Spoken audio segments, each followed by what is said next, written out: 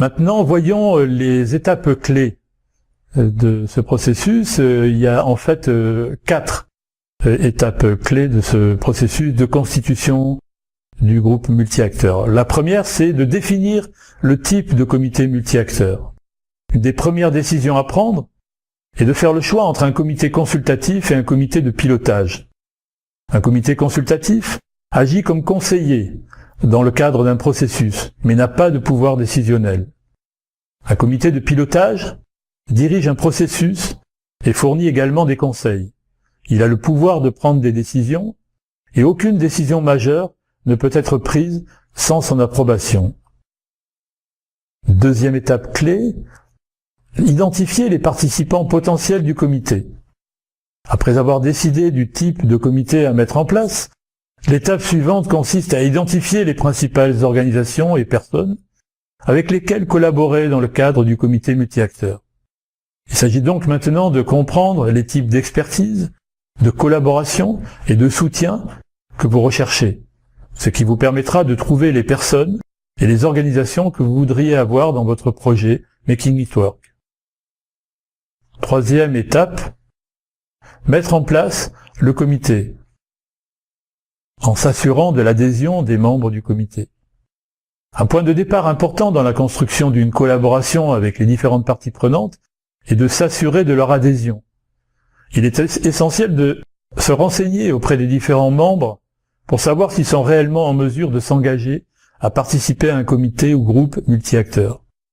Tous les membres potentiels doivent donc être informés qu'ils devront y consacrer du temps, et il faut leur demander clairement si c'est de l'ordre du possible pour eux.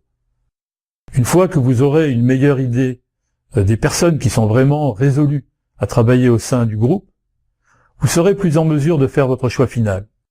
Cette étape est très importante, parce que les comités sont trop souvent constitués sans veiller à ce que tous les membres puissent réellement s'engager à participer activement. Enfin, la quatrième étape, c'est de rédiger les termes de référence de ce comité. Après avoir identifié le type de comité, les membres, les objectifs et les rôles, il est souhaitable à présent pour le comité de rédiger ses termes de référence, c'est-à-dire son mandat. Cela permet au groupe de travailler ensemble pour décider de quelle façon le comité fonctionnera. Si vous le souhaitez, chaque membre du comité peut signer les termes de référence pour signifier son engagement formel au projet. Il est extrêmement important de clarifier les attentes dès le début. Alors lorsque vous aurez franchi ces 4 étapes et donc mis en place un comité multi-acteurs, on va voir donc qu'il s'agit d'animer une première réunion de travail avec ce comité pour aboutir ensuite à un plan d'action Making It Work. Pour qu'un comité multi-acteurs fonctionne de manière satisfaisante, des mesures doivent être mises en œuvre pour s'assurer que tous les membres du comité s'impliquent et pour jeter les bases d'un organisme participatif efficace. Souvenez-vous que les projets peuvent varier considérablement. Par conséquent, il n'existe pas de modèle standard de comité. Cependant, il y a des étapes importantes dans le processus Making It Work qu'un comité doit accomplir en tant que groupe. L'un des objectifs primordiaux du processus Making It Work consiste à bénéficier de l'approche multi-acteurs. Il s'agit de renforcer mutuellement les capacités des membres du comité pour identifier et utiliser les bonnes pratiques fondées sur des données probantes, afin d'amener à un changement. Prendre en considération les étapes suivantes vous aidera à vous assurer que ce processus de mobilisation du comité est instauré de façon harmonieuse. Ensuite, il est toujours utile de dispenser au comité une petite formation initiale sur la méthodologie Making It Work afin de les familiariser avec l'approche Making It Work.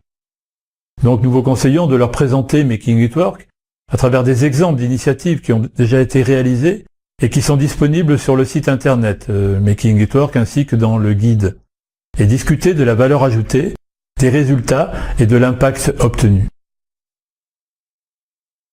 Je vous remercie de votre attention.